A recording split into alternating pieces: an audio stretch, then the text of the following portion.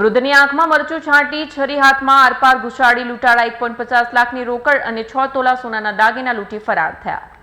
મહેસાણાના ખેરવા ગામમાં ધોળા દિવસે લૂંટની ઘટના સામે આવી છે। ખેરવાસના રહેવાસી 60 વર્ષીય રમેશ ગોવિંદ પટેલ ખેરવા ક્રેડિટ કોઓપરેટિવ સોસાયટીમાંથી અંદાજે ₹1.50 લાખની રોકડ અને 6 તોલા સોનાના દાગીના લઈને ઘરે જઈ રહ્યા હતા। એ દરમિયાન લૂંટારુએ તેમની આંખમાં મરચું છાંટી હુમલો કર્યો અને તેમના હાથમાં ગંભીર ઈજા પહોંચાડીને નકુચા કાપી અંદાજે 1.50 લાખની રોકડ અને 6 તોલા દાગીના લૂંટીને ફરાર થયા। ઘટનાની જાણ થતાં તાત્કાલિક પોલીસ તપાસ શરૂ કરી છે। લૂંટારુઓને ઝડપી પાડવા માટે આસપાસના સીસીટીવી ફૂટેજ સહિત અન્ય પુરાવાઓના આધારે તપાસ હાથ ધરાઈ છે।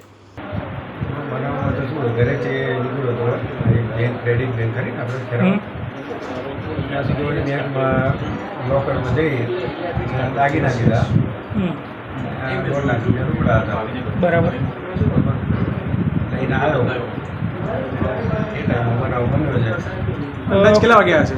લગભગ 2 વાગ્યા સવારની 2 કોણ કોણ આવ્યું હતું? 2 છોકરા હતા બરોબર। એના મોઢે રૂમાલ બાંધ્યો હતો અને બોલતા હતા છોડ દે મારું આ બેગ છે ને મારા પટ્ટા કાપી નાખ્યા। બેગ પછી હાથેથી પકડી રાખ્યું અને મને કે છોડ દે એટલી બૂમો પાડી અને પછી એને ચપ્પુ મારી અને સીધું એને પાડીને જ બાઈક આમ રાખ્યું હતું। એ પછી પાછળ ઉઠી ગયો ને એને ઉતરી ગયો, પહેલાં બાઈક પાડી દીધો અને સીધો આમ નીકળી ગયો, એની પાછળ ગયો અને દવાખાને જઈને પછી ઊભો થઈ ગયો।